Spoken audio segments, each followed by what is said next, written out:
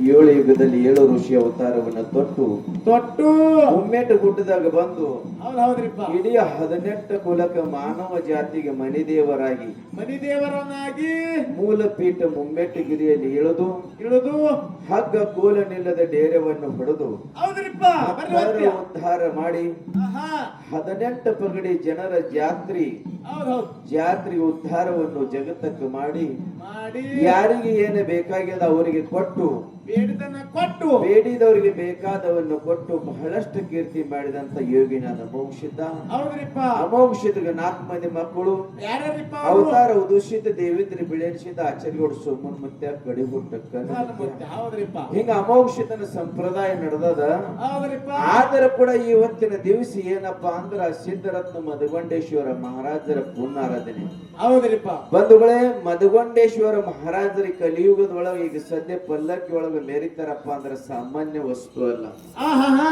ಯಾವಾಗ ಅರಕೇರಿ ಅರಮನಿ, ಬೆವರೆ ಗುರುಮಣಿ, ಮಖನಾಪುರ ಶಿವಸ್ಥಾನ ಗದ್ದಿಗೆತ್ತೇವು. ಹೌದ್ರಿಪ್ಪ ಮಖನ ಎಲ್ಲಿ ದೇವರಿಗೆ ಗ್ರಾಮದ ಒಳಗ ಧರ್ಮದ ಕಟ್ಟೆಯ ಮ್ಯಾಲ ಇವು ಮಠ ಮನೆ ಹಂಚಪಾಲ ಅದು. ಹೌದ್ರಿಪ್ಪ ಹಂಚಪಾಲ ಆದ ನಂತರ ಎಲ್ಲಾ ಸಿದ್ಧರು ಬೆವರಿಗೆ ಗ್ರಾಮವನ್ನು ಬಿಟ್ಟು ಮಳೆಗಾಲ ಸಿದ್ಧ ಎಲ್ಲಿ ಹೋದ? ಮಂದಾಲಗಿರಿಪ್ಪ ಅಂದ್ರೆ ಮಂದ್ರೂಪ್ ಹೋದ.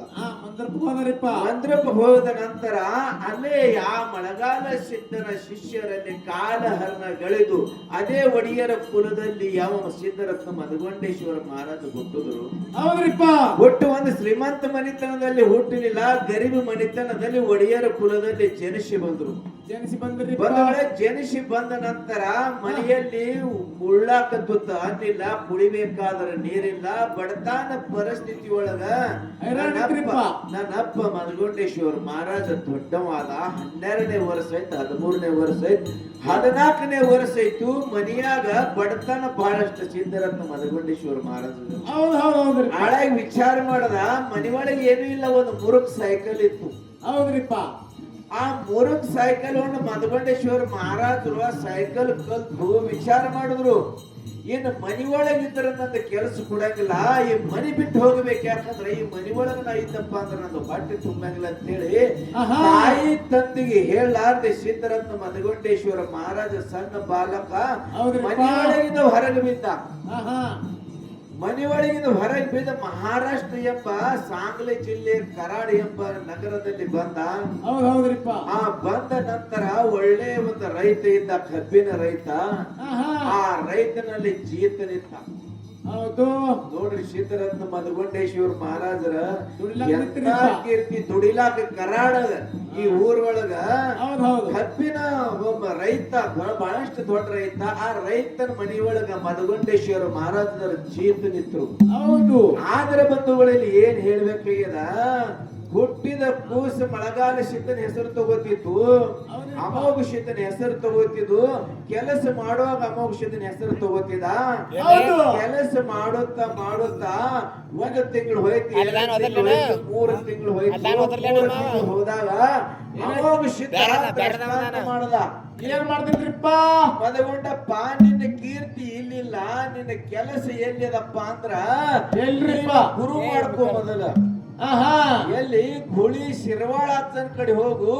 ಗುರಿ ಶಿರ್ವಾಳ ಅಚ್ಚನ ಕಡೆ ಹೋದಾಗ ಆ ಗುಳಿ ಶಿರ್ವಾಳ ಅಚ್ಚ ನಿನಗೆ ಶಿಷ್ಯತ್ವ ಕೊಡ್ತಾನ, ಆಶೀರ್ವಾದ ಕೊಡ್ತಾನ.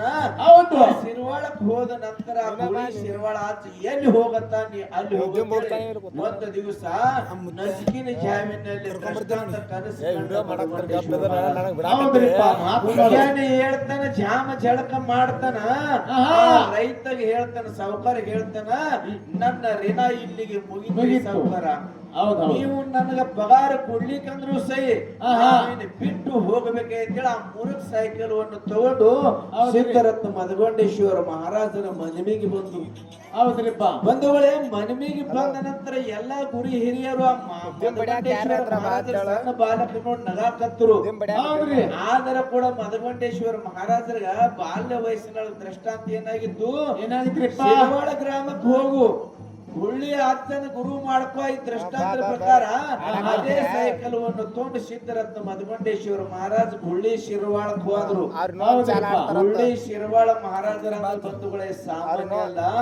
ಅಗಾಧವಾದಂತ ಶಕ್ತಿ ಜೀವಂತಿರುವ ಹುಲಿಗೆ ಬಾಯಿ ಹರಿದು ಆ ಜೀವ ತೆಗೆಯುವಂತ ಶಿರವಾಳ ಅಜ್ಜ. ಹೌದೌದ್ರಿಪ್ಪ. ಅಷ್ಟೇ ಅಲ್ಲ, ಹೋಗುವ ರೈಲ್ವೆ ಸೋಲಾಪುರ ಮತ್ತು ಪುಣೆ ರೈಲ್ವೆ ಹೋಗುವ ರೈಲ್ವೆ ತರುವ ತಾಕತ್ ಶಿರವಾಳ ಮುತ್ತರಿಗಿತ್ತು. ಅಂತ ಗುರುಗಳು ಬಲ್ಲಿ ಮಧುಗಂಟೇಶ್ವರ ಮಹಾರಾಜರು ಹೋದ್ರು. ಮುಂದೇನಂತ್ರಿಪ್ಪ? ಮಧುಗಂಟೇಶ್ವರ ಮಹಾರಾಜ ಹೋದಾಗ ಹುಳಿ ಶಿರವಾಳ ಮಠದೊಳಗೆ ಶಿರವಾಳ ಮುತ್ತೆ ಕುತ್ತಿದ. ಮಧುಗಂಟೇಶ್ವರ ಮಹಾರಾಜರು ನಿತ್ರು ಹೋಗಿ ನೋಡಿದ್ರು. ಮೊದಲು ನೋಡಿದ್ಲ ಇಂತ ಒಂದು ಅಗಾಧ ಒಂದು ಶಕ್ತಿ ಮುಂದೆ ನಾನು ನಿಂತಿದ್ದೇಳ ಪಟ್ಟನ್ನು ಹೋಗಿಸಿ ಮಧುಗಂಟೇಶ್ವರ ಮಹಾರಾಜರ ಪಾದಿಗೆ ಬಿದ್ರು. ಪಾದಿಗೆ ಬಿದ್ದ ನಂತರ ಅದೇ ಹೇಳಾಗ ಸಿದ್ಧರತ್ನ ಮಧುಗಂಟೇಶ್ವರ ಮಹಾರಾಜರ ಆಶೀರ್ವಾದ ಗುಳ್ಳಿ ಶಿರವಾಳ ಮಾಡಿದ್ರು. ಏನಂತ ಆಶೀರ್ವಾದ ಮಾಡಿದ್ರು? ಮಧುಗಂಡ ನಿನ್ನ ಜಾಗ ಮಂದಾಲಪುರದೊಳಗಿಲ್ಲ, ಮಂದಾಲಗಿರಿ ಒಳಗಿಲ್ಲ, ಅಥವಾ ನಿಮ್ಮ ಮನೆಮಿ ಒಳಗ ಮಂತ್ರಪುರದೊಳಗಿಲ್ಲ. ನೀನು ಮುಮ್ಮೆಟ್ಟ ಗುಡ್ಡದೊಳಗೆ ಯೋಗಿನಾದ ಅಮೋಘ ಸಿದ್ಧನ ಬಳಿ ಹೋಗು. ಹೋದಾಗ ಗುಡ್ಡದೊಳಗ ಕಟ್ಟದ ಆ ಕಟ್ಟಿನ ಒಳಗ ನೀ ಬಂಗಾರ ಕಟ್ಟಿ ಮಾಡಿ ಜಗತ್ತಕ್ಕ ಈ ಮುಮ್ಮೆಟ್ಟ ಗಿರಿವನ್ನು ತೋರಿಸುತ್ತೇಳಿ ಆಶೀರ್ವಾದ ಮಾಡಿಬಿಟ್ಟರು. ಹೌದೌದೌದೌದು. ಅಂತ ಗುಳ್ಳಿ ಶಿರವಾಳ ಆಶೀರ್ವಾದ ತಂದು ಮೂಲ ಕೀಟ ಮುಮ್ಮೆಟ್ಟ ಗಿರಿಗೆ ಬಂದು ಯಾವ ಜಾಗದಲ್ಲಿ ನೀರು ಇರ್ಲಿಕ್ಕೆ ಇರ್ಲಿಲ್ಲ, ಹಣ್ಣು ಇರ್ಲಿಕ್ಕಿಲ್ಲ ಅಂತದೊಂದು ಸಿದ್ಧರತ್ನ ಮಧುಗಂಟೇಶ್ವರ ಮಹಾರಾಜ ದಾಸವನ್ನ ಪ್ರಾರಂಭ ಮಾಡಿದ್ರು. ದಾಸವ ಪ್ರಾರಂಭ ಮಾಡಿದ್ರೆ ಇಲ್ಲಿ ಜಾತಿ ಕುಲ ಭೇದ ಏನೂ ಅವ್ರು ಮಾಡಿಲ್ಲ. ಇಡೀ 18 ಕುಲದ ಜಾತಿ ಧರ್ಮದವ್ರು ಇಲ್ಲಿ ಬರ್ತಾರ, ಬಂದು ಮಹಾಪ್ರಸಾದವನ್ನು ಮಾಡ್ತಾರ. ಅದೇ ಉತ್ತರಾಧಿಕಾರಿ ಅದೇ ವ್ಯಾಸಪೀಠದ ಮೇಲೆ ಈಗ ಸದ್ಯ ಅವಧೂತ ಸಿದ್ಧ ಮಹಾರಾಜರು ಸುದ್ದ ಅದೇ ಗಾದಿ ಮೇಲೆ ಕೂತಾರ. ಆ ಮಠದ ಕೀರ್ತಿಯನ್ನು ಅವರು ಮುಂದೆ ಒಯ್ದು ನಡೆದಾರ. ಬಂಧುಗಳೇ, ನಿಮ್ಮೆಲ್ಲರೂ ಒಂದೇ ಕೀರ್ತಿ. ಸಿದ್ಧರತ್ನ ಮಧುಗಂಟೇಶ್ವರ ಮಹಾರಾಜರು ಯಾವ ಸಿದ್ಧಾಶ್ರಮವನ್ನು ಕಟ್ಟ್ಯಾರ, ಆ ಸಿದ್ಧ ಆಶ್ರಮಕ್ಕೆ ನಾವು ಒಳ್ಳೆಯಿಂದ ಎಲ್ಲರೂ ದಾನ ಧರ್ಮವನ್ನು ಮಾಡಿ ಜಗತ್ತದಲ್ಲಿ ಒಂದೇ ಮಠ ದಾನ ಧರ್ಮ ದಾಸೋಹ ಮಠ ಸಿದ್ಧರತ್ನ ಮಧುಗಂಟೇಶ್ವರ ಮಹಾರಾಜನ ಮಠ ಅಂತ ಹೇಳ್ಕಂತ ನನ್ನ 4 ಮಾತುಗಳನ್ನು ಮುಗಿಸುತ್ತೇನೆ.